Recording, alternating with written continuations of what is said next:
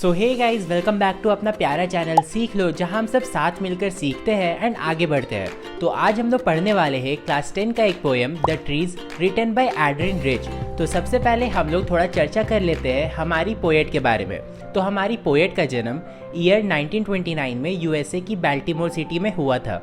ये एक फेमिनिस्ट और एक रेडिकल लेडी थी, मतलब कि लड़कियों के वुमेन्स के हक के लिए लड़ती थी। ये अपने राइटिंग से थ्रू लोगों में अवेयरनेस फैलाती थी, स्पेशली उस टाइम में जब वुमेन्स को अपने घर से बाहर कदम भी नहीं रखने दिया जाता था, उनको पढ़ने नहीं दिया जाता था एंड समाज में एक ऐसा पर्सपेक्टिव बना हुआ था कि वुमेन्स का लाइफ बस ऐसे जल्दी से शादी करके अपने परिवार बच्चों का ध्यान रखना होता है। तो एड्रिन रिच ने अपने पोइट्री के थ्रू वुमेन्स के लिए आवाज़ उठाया एंड उनके लिए प्रोटेस्ट भी किया। एंड आज हम उन्हीं की राइटिंग में से एक द ट्रीज को पढ़ने वाले हैं।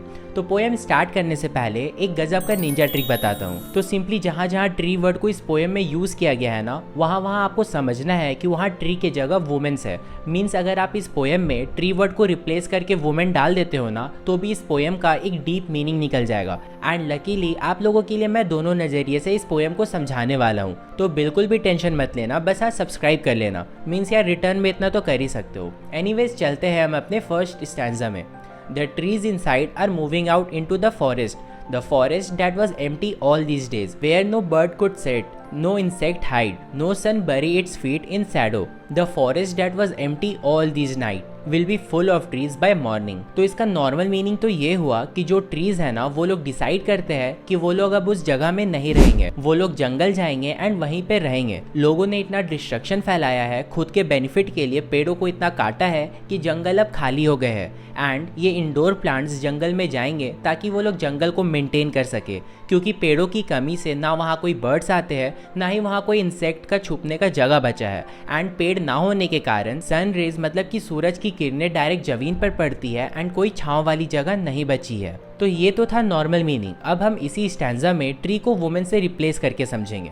तो अब इसका मतलब ये हो गया कि जो वुमेन्स है ना, वो अपने अपने घरों से बाहर निकल रही है, उस समाज में जा रही है जहाँ पर पहले उनका कोई नामो निशान नहीं था। बट अब टाइम आ गया है कि वुमेन्स भी बढ़ चढ़कर समाज में हिस्सा लेंगी एंड कंट्री को आगे बढ़ने में अपना योगदान देंगी। एंड इसीलिए अब तक जो सोसाइटी वुमेन्स के बिना खाली था, वो अब कल सुबह तक वुमेन से भर जाएगा। मतलब कि आने वाले दिनों में इस मेल डोमिनेटिंग सोसाइटी में वुमेन्स का भी एक अस्तित्व होगा। अब सेकेंड स्टैंजा में लिखा हुआ है, all nights the roots work to disengage themselves from cracks in the veranda floor. The leaves strain towards the glass. Small twigs stiff with exertion. Long cramp boards shuffling under the roof like the newly discharged patient. Half dazed, moving to the clinic doors. तो इसका मतलब ये हुआ कि कुछ पेड़ पौधे veranda में अटक गए हैं एंड वो बहुत ज़्यादा मेहनत कर रहे हैं ताकि वो इस जगह से निकल पाए एंड जंगल जा पाए। उन प्लांट्स के लीव्स विंडो के तरफ बढ़ते जा रही है। फिर इन पेड़ पौधों को एक डिस्चार्ज पेशेंट से कंपेयर किया गया है, क्योंकि दोनों को बाहर जाने का जल्दी होता है। इन प्लांट्स को जंगल जाने का हड़बड़ी होता है एंड पेशेंट को जल्दी से डिस्चार्ज होकर घर जाने का,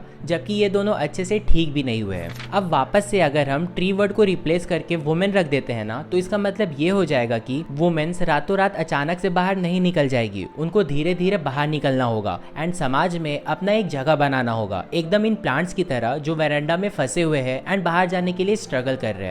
एंड ये अभी देखने को भी मिल रहा है। मीन्स जो गर्ल चाइल्ड है वो अब पढ़ लिख रही है ताकि वो बड़े होकर इस मेल डोमिनेटिंग सोसाइटी में मेल्स की तरह ही बढ़ चढ़कर हिस्सा ले पाए। एंड वो भी उतना ही ज़्यादा एक्साइटेड है जितना कि एक पेशेंट होता है हॉस्पिटल से डिस्चार्ज होकर अपने घर जाने के लिए। अब हम लोग आते हैं अपने थर्ड स्टैंजा में। तो इसमें लिखा हुआ है, I set inside, doors open to veranda, writing long letters in which I scarcely mention the departure of forest from the house. The night is fresh, the whole moon shine in the sky still open. The smell of leaves and lichen still reaches like a voice into the room. अब इसका मतलब ये हुआ कि जो poet है ना, वो अपने रूम में बैठकर मस्त एक लेटर लिख रही है एंड उनको डोर से बाहर अपने घर का वेरेंडा दिख रहा है। वो देख रही है कि कैसे प्लांट्स बहुत कोशिश कर रहे हैं वेरेंडा से निकलकर बाहर जाने के लिए, मीन्स आज़ाद होके बाहर जंगल में जाने के लिए। उस वक्त रात हो रहा था एंड चांद चमक रहा था एंड पोएट खुले आसमान को देखते हुए सोचती है कि ये आसमान कितना लिमिटलेस है। फिर वो कहती है कि उनको उन लीव्स एंड लीचन की स्मेल रूम तक आ रही है। अब हम इसका दूसरा मतलब समझते हैं, मीन्स वही ट्री की जगह वुमेन्स को रखकर। तो अब इसका मतलब हुआ कि जो वुमेन्स है ना, वो अंधेरे में भी चमक रही है, वो मेहनत कर रही है। एंड अब वुमेन खुले आसमान की तरह हो गई है, मीन्स उनकी मेहनत रंग ला रही है, लोगों के कानों तक जा रही है। एंड अब इसका कोई भी लिमिट नहीं होगा, मीन्स अब वो लिमिटलेस हो गई है, वो रुकने वाली नहीं है। एंड अब एट लास्ट हम लोग पढ़ते हैं अपने 4th स्टैंजा को। तो इसमें लिखा है, my head is full of whispers which tomorrow will be silent, listen the glass is breaking, the trees are stumbling forward into the night, wind rush to meet them, the moon is broken like a mirror, it pieces flash now in the crown of the tallest oak. अब मुझे पता है कि इसको सुनकर आपको भी कुछ समझ में नहीं आया होगा, बट टेंशन नहीं, मैं किस लिए हूँ। तो इस पैराग्राफ का मतलब ये हुआ कि लोग आपस में विस्पर कर रहे हैं, मतलब कि कानाफूसी कर रहे हैं कि अचानक से ये पेड़ बाहर कैसे जा सकते हैं। जो ट्रीज कल तक हमारे घरों की खूबसूरती को बढ़ा रही थी, वो अचानक से बाहर कैसे निकल रहे हैं।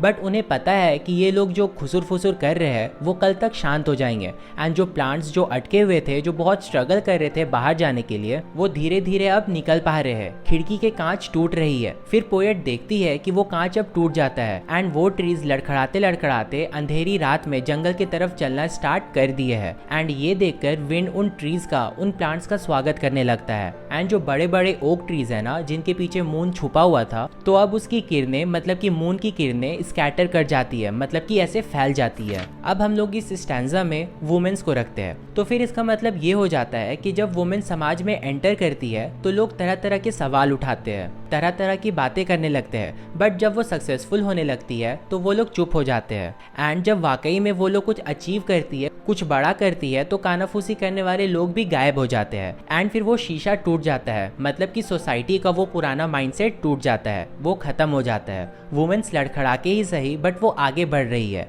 एंड लोग उनको एक्सेप्ट कर रहे हैं, लोग उनका स्वागत करने लगे हैं, जैसे कि विंड्स ने किया था ट्रीज का। इसके बाद जो मून ओक ट्री के पीछे छुपा हुआ था, वो टूट के स्कैटर कर रहा है। मीन्स जो वुमेन मेल के पीछे छुपी हुई थी, वो अब बाहर आकर के चमक रही है। एंड अब वुमेन्स कंप्लीटली फ्री हो गई है। तो विद दिस हम लोगों ने आसानी से कंप्लीट कर लिया इंग्लिश क्लास 10th का मोस्ट कॉम्प्लिकेटेड पोएम। तो मिलते हैं किसी अगले वीडियो में, तब तक के लिए मुस्कुराते रहिए एंड सीख लो के साथ सीखते रहिए।